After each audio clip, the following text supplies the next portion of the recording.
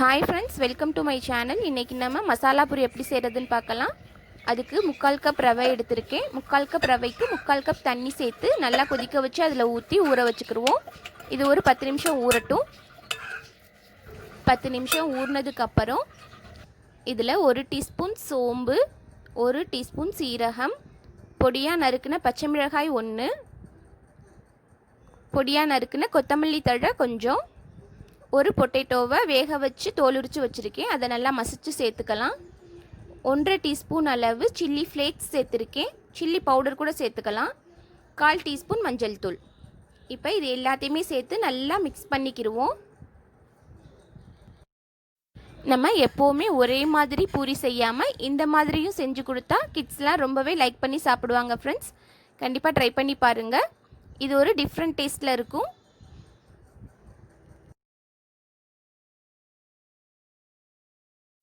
இப்போ நல்லா பிசைஞ்சாச்சு.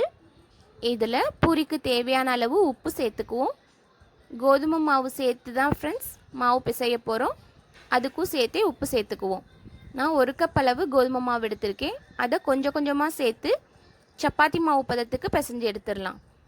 தண்ணி தேவைப்பட்டால் மட்டும் கொஞ்சமாக சேர்த்துக்கங்க ஃப்ரெண்ட்ஸ், ரொம்ப தேவைப்படாது. இப்போ நல்லா பிசைஞ்சாச்சு. லாஸ்ட்டாக கொஞ்சமாக எண்ணெய் சேர்த்து பிசைஞ்சு வச்சு ஒரு அரை மணிலேருந்து 1 மணி நேரம் வரையும் நல்லா ஊற விட்டுருங்க ஃப்ரெண்ட்ஸ். ஊறினதுக்கப்புறம் நம்ம பூரி தேய்ச்சிக்கலாம். இப்போ நல்லா ஊறிடுச்சு. குட்டி குட்டி பால்ஸாக செஞ்சு எடுத்துக்குவோம். உருளைக்கிழங்கெல்லாம் நல்லா மசிச்சு திப்பி திப்பியாக இல்லாமல் நல்லா பிசைஞ்சு எடுத்துக்கிறணும் ஃப்ரெண்ட்ஸ். அப்போ தான் பூரி நல்லா வரும். இப்போ பூரி எப்படி தேய்ப்போமோ அதே மாதிரி நான் மாவு போட்டு தேய்க்கிறேன்.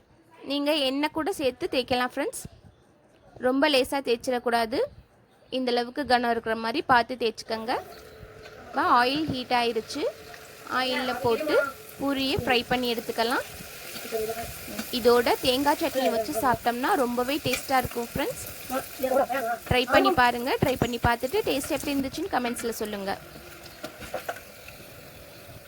ரொம்பவே சூப்பரான மசாலா பூரி ரொம்ப குயிக்காக ரெடி பண்ணிட்டோம். இந்த வீடியோ உங்களுக்கு பிடிச்சிருந்தா லைக் பண்ணுங்கள், ஷேர் பண்ணுங்கள், மறக்காமல் சப்ஸ்கிரைப் பண்ணுங்கள். Thank you.